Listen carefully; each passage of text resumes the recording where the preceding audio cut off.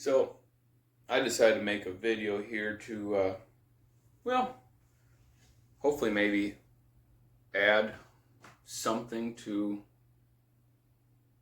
we'll call it common knowledge, or maybe not so common, but something in response to John J. Riggs Archery. He posted a video yesterday, and I got on and commented on the video and was asking about how long he was curing out his sinew-backed gullwing that he was working on.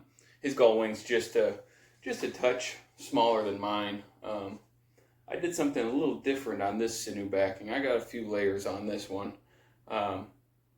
This is gonna be my first kind of gullwing, and it's almost not quite as patchy. I mean, there's a little bit of set I put into, or some deflex into the mid limbs to kind of make it like that. But other than that, and then I stopped the sinew kind of towards the top just to lighten up the tips, keep the tips a little faster. From some other guys that I've talked with that have done a lot of sinew backing, haven't seen any performance change with sinew backing the last few inches.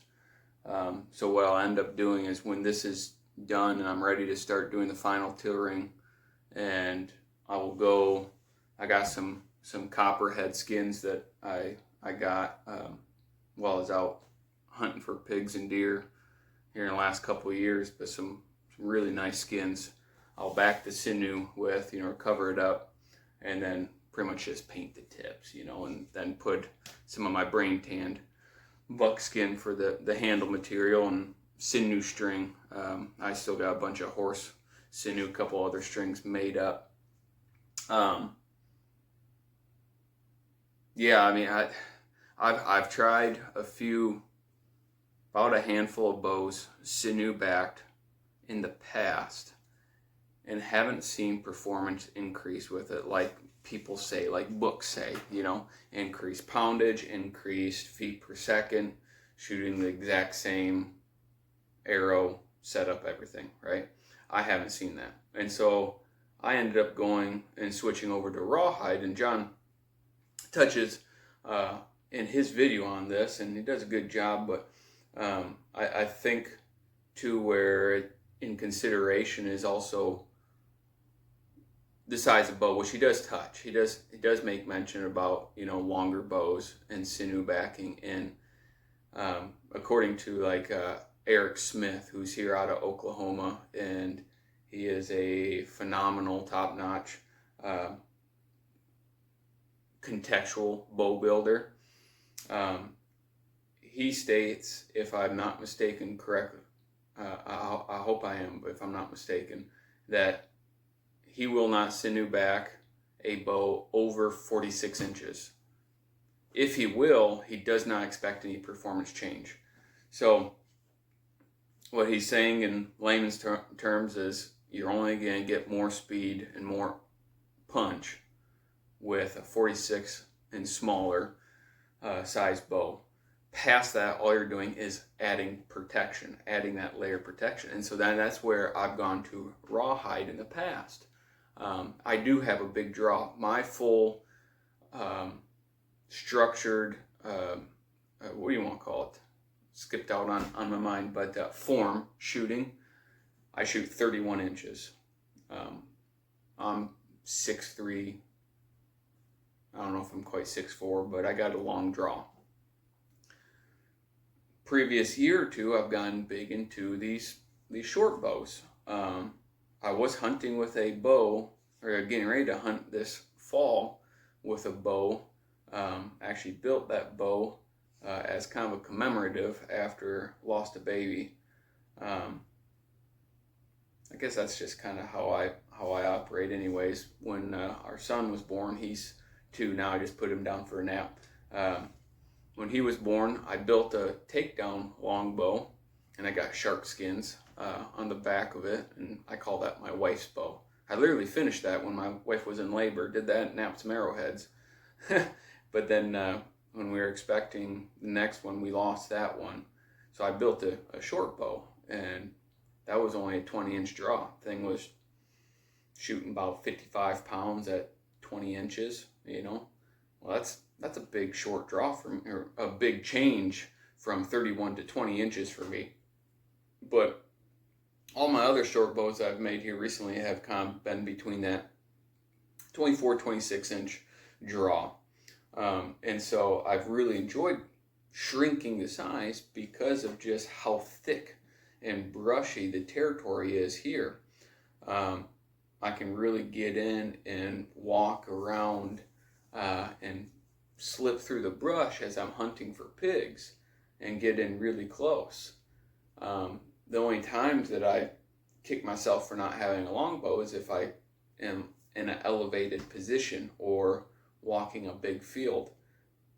But even then, if I usually know I'm going to be in those situations, so then I grab my longbow. And my longbows, I don't necessarily back with anything other than just maybe skins, but keep them pretty much self bows.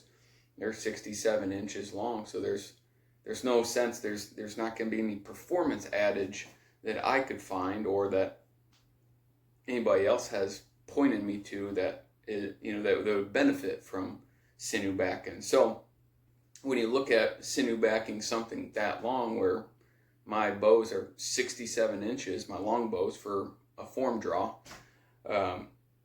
when you go for just pure weight and trying to reduce the mass on the limbs so that it is returning to brace quicker, shooting the arrow quicker, harder, such, you get lighter limbs with rawhide, and thus more protection as well. But you're not going to have that performance. You're not going to have it either way.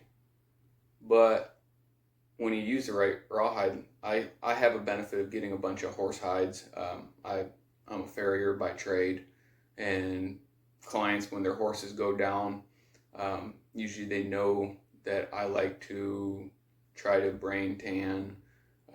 I will either use the legs for cadavers and studying and further my knowledge and understanding of the horse leg and the anatomy of the foot, and or I will pull the sinew out of that, and then I got nice, great, big, long sections of leg sinew that I'll use for making strings. And in finding all that, and also being a rawhide braider, I found that the neck makes phenomenal rawhide for backing bows. You can cut, on either side of the mane of the horse's neck, and it naturally tapers from the rump of the horse's butt all the way to the poll, to the right behind the ears. There's a natural taper. It gets thick at the back end and slowly thins down all the way to the ears. And so you can cut strips just wide enough to fit on your bows, 2 strips next to each other on one side of the horse's neck. Usually I can get 2 bows backed with one side of a horse's neck, maybe 3, depending on limb size and all that. But all you do is you cut those 2 strips, and then you put the shoulder size to the middle and then fan it out from there. And I got a couple bows in the garage backed with horse rawhide, and wonderful little bows. But like I said, it doesn't show any performance, but it's nearly indestructible. I have also built bows to see how far I could push it with rawhide, and I took an Osage bow and folded it back onto itself before it finally gave out with rawhide backing. A little bit different. I was using actually bovine cattle hide for that, so it wasn't a little different creature. But that horse hide or even goat hide, just per weight per inch is considerably lighter when you consider for a long bow. These short bows, though, this is where I just kind of get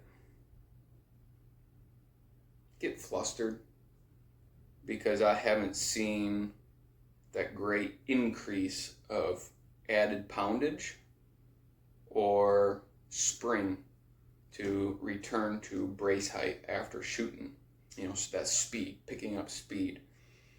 And part of it, and I would think a great deal of it, is just the simple fact that I'm impatient. Let's see, I wrote on the back of this, so I sinewed back this on September 26th.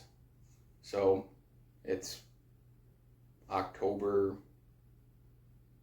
it was 12th today? 11th? End of the month. Should be ready. And then I was negligent. I forgot to. I should have. As soon as I got done got done sinew backing, should have weighed it.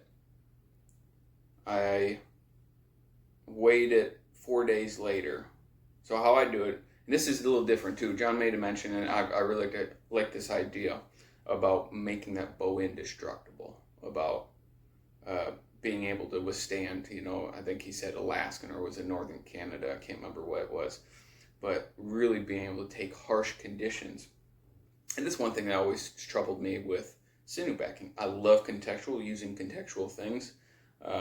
My whole bow setup that I'm shooting, the last couple bow setups that I've had have been completely contextual.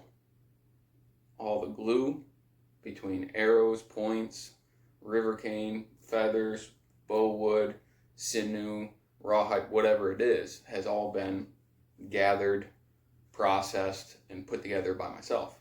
I just, it's kind of that pride thing a little bit, because it's a cool factor being able to say, I can take raw material to make it into something of such that is functional, providing equipment.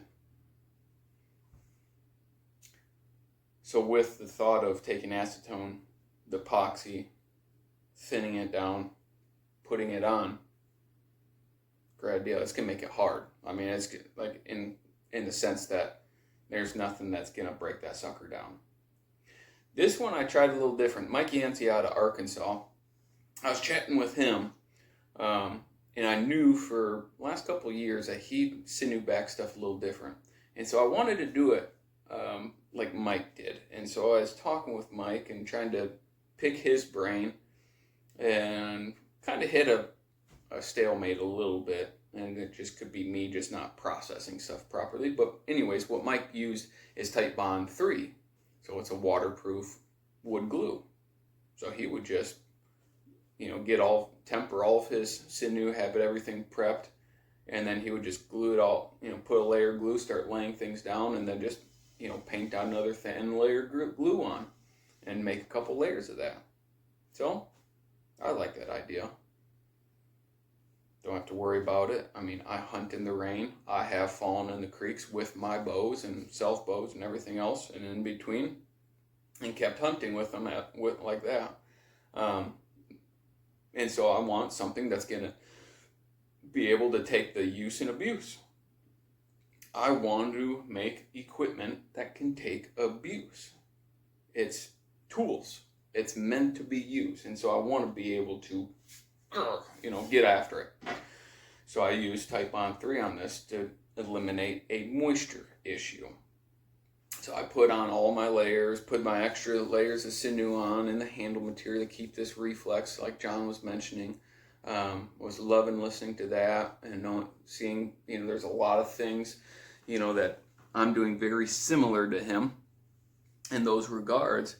And then for wraps, I usually just take cellophane or cling wrap or whatever, and I go through and I wrap the entire bow, and top to bottom.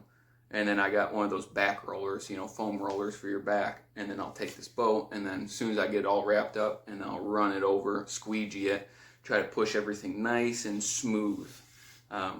Which this one, I waited too long, and so there's a little bit of ridges on it, and it is what it is. And once that gets done, I once again waited too long. But what I should have done earlier was then I get a bread roller, and then I go back over the bow, and I usually just lay it on the ground, and I roll it over the top of that, and then really kind of start packing in all that glue that is, it gets cased in there. The outside dries first, and they got all that glue in there. It's just still sitting there wet, trying to get some air, trying to cure out, trying to dry, get hard, and bond. And so pushing that all down, getting all the fibers to really glue together, those natural glues like the last video John made in his video, you know, getting them really start to connect up, and then you get a real nice, flat, nice finish. So by the time I put snake skins on it, it should look really nice, really clean. And waited a little too long for that, but 4 days after I finally thought about weighing it, after I sinew backed it, and I was at 13.2 ounces for this bow right here. I lost 1/10 of an ounce or thereabouts about a week later. So I was recommended by Mike, similar to probably what John was mentioning in this last video, is that he likes to wait that full month. That just seems to be kind of the industry standard or personal preference for a lot of people that have success with it. Maybe that's where I've gone wrong in the past, is I've waited 2 weeks, grabbed a bow, and just went to go slinging arrows. I still got those bows. I broke one sinew back years ago when I was back up visiting family in Minnesota, and I was actually pheasant hunting. And golly, I just missed a nice rooster. Another one got up, and I went to go draw, and heard it click. I was like, oh no. Tried it again. Doom. Bow failed. It is what it is. But so I'm sitting here trying to figure out, well, why does it fit? Why does the extra time cure out? And that was kind of a question in that video too that John raised. It's like, just don't know exactly why, exactly the reason. And I got a hypothesis or an idea.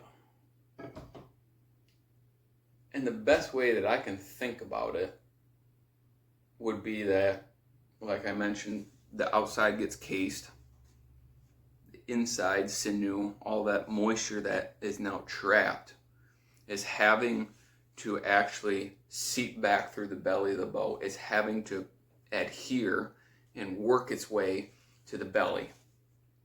So the longer you wait, the more time that moisture has to go to grab each other, to grab into the grain of the wood, and then to evaporate out the belly. And if one was to tiller too soon, it's still going to adhere. You're not going to delaminate unless something just catastrophic was done during the application.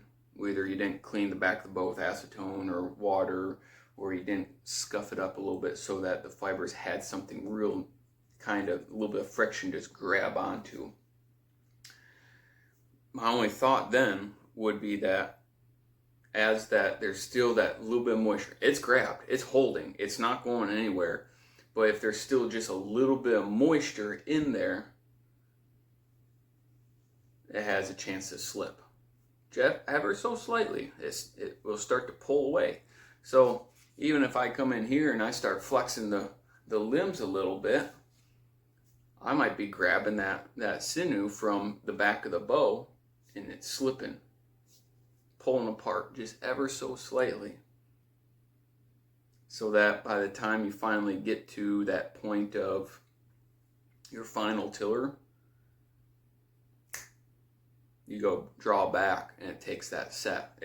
All that reflex that pulls itself into, you have just pulled it back out. And it will go to a certain extent before it just stops. I find that with rawhide as well. I will put the reflex in it. I will put a back set, a reflex in the handle, and then I will bring these suckers up, and then kind of almost like a crab bow or horn bow, very mildly. And then I'll rawhide back it, but I'll do that with the intent of knowing that I will get set in my mid limbs. I'm not the best guy to tiller a bow, but I plan for that. I understand that. I know my weaknesses that I'm trying to improve and working at trying to get it better throughout the bowl. But I know I take set. I know I take set in the mid limbs. So if I have this already, this reflex through the mid limbs to the tips, and then I put the rawhide on it, and I pull it in, by the time I get done, the bow takes its set, the fibers have busted and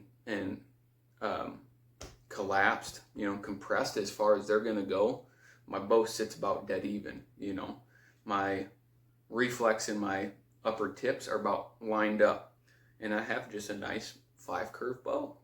And I learned to build bows that way, which made me kind of think too. It's like I'm interested in a little bit of the gullwings, just because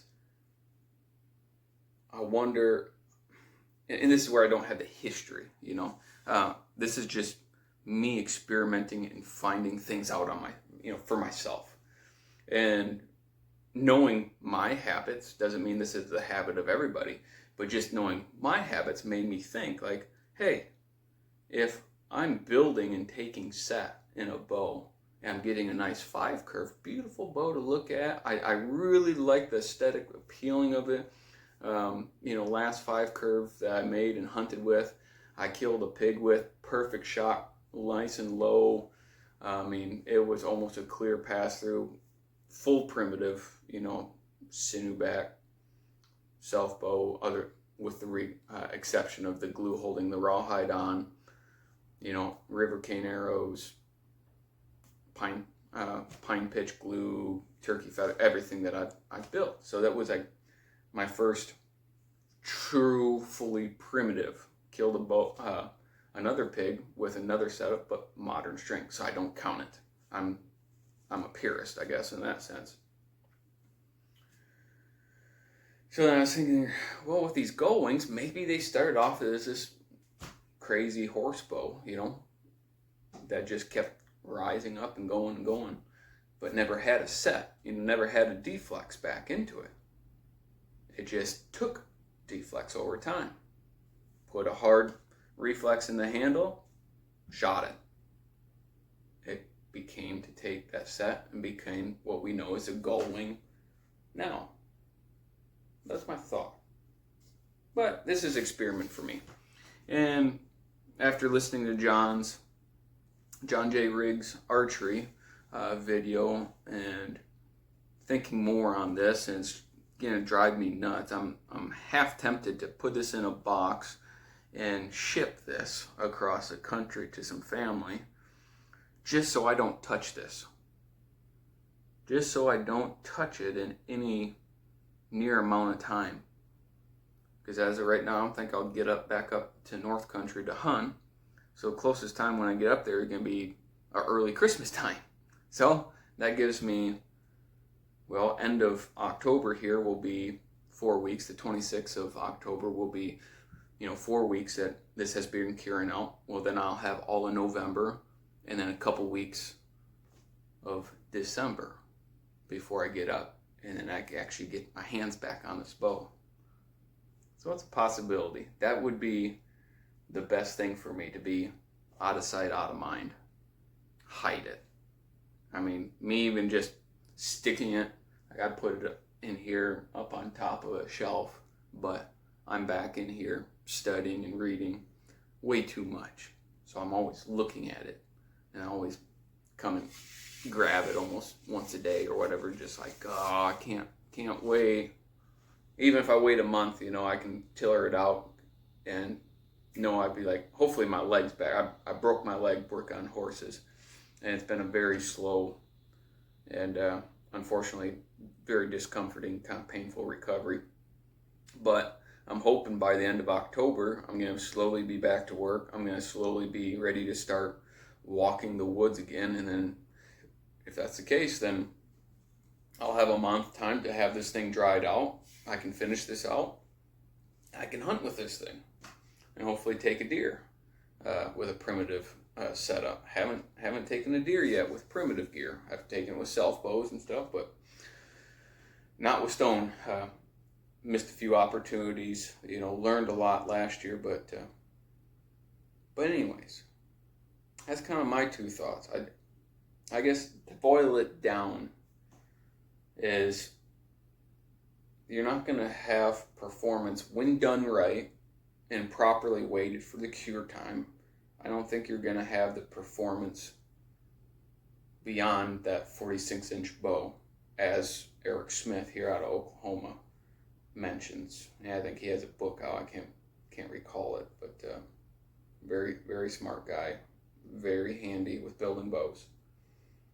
And I think with pushing the time that it takes for the curing, you will still get the glue to adhere, but the earlier that you start bending and flexing those limbs before there is with 100% certainty that those limbs are 100% no moisture, all the glue, everything has completely dried in and through the grain and allowed to dissipate through the belly of the bow, you may have a little bit of slippage, which will no longer then give you the benefit of that reflex in that snap.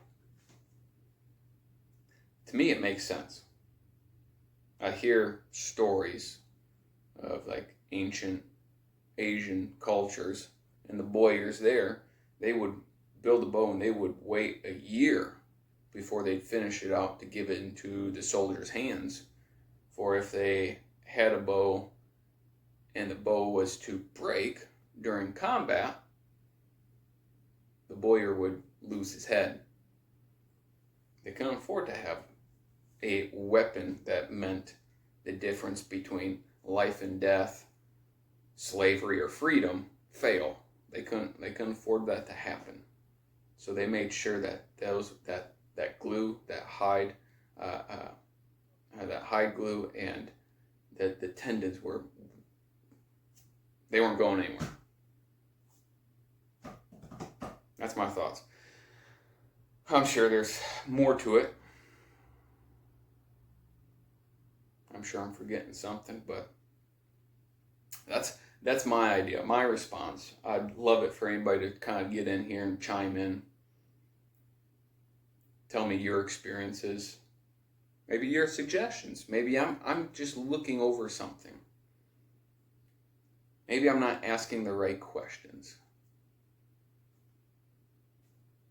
Maybe I just suck. If that's the case, I enjoy sucking while I'm at it. And as long as I enjoy it, I'll continue to do it. But that's all I got.